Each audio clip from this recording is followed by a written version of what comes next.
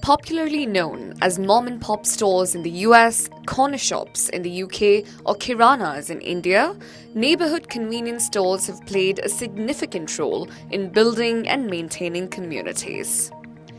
In the UAE, they're known as Baqalas, whose origins could be traced back to the Emirates' trading history along the spice route.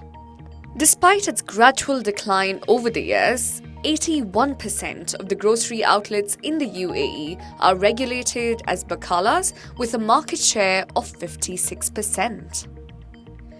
This is Zubair Mahmood, an Indian expat who has been in the UAE for 22 years and operates over half a dozen Baqalas across Dubai.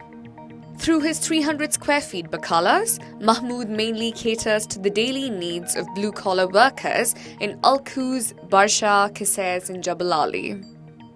Currently, his biggest competition is the supermarkets and hypermarkets that can offer groceries for competitive prices.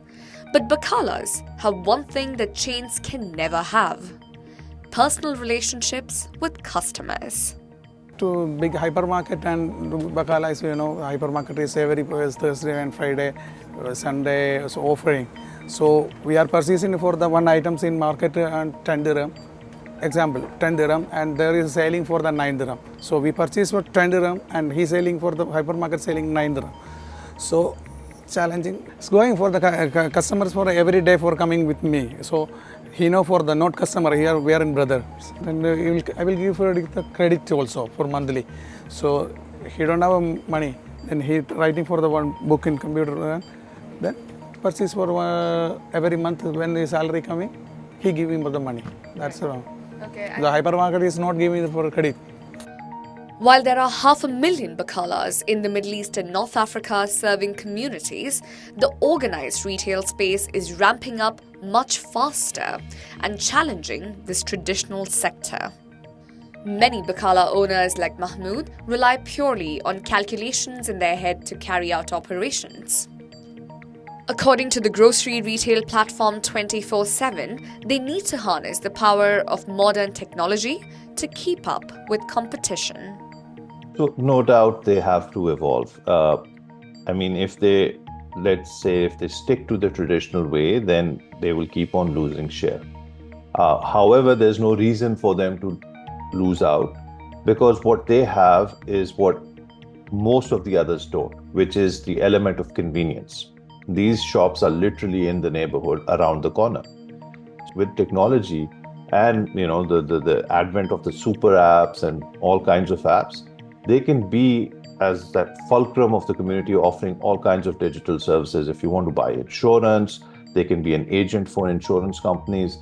They can be a drop shipping point for D2C brands, click and collect if you're buying shoes online or whatnot. So the idea is that this mom and pop shop, this Baqala, this is basically a distribution outlet for not just Unilever, Nestle, or Almarai, but they can also be a distribution point for other brands, other verticals, especially in the digital realm. Baqala owners like Mahmood operate on profit margins of 15 to 20% a year. So additional revenue streams facilitated through the use of technology could help with their survival. While setting up a Baqala is relatively easy and not capital intensive, it was about a decade ago that the UAE government introduced a regulatory system to standardize all Baqalas. That has also been very transformational because it's kind of standardized the Baqala industry. So as a shop, now you have to follow certain guidelines, how the shop looks, how the shop is branded, how the shop operates, operating hours and all of that. So now you don't see this kind of mishmash. So when you were mentioning about, dark stores versus Baqalas and the unorganized nature of these Baqalas, in fact, UAE Baqalas are, I would say, pretty much up there in terms of being organized and standardized.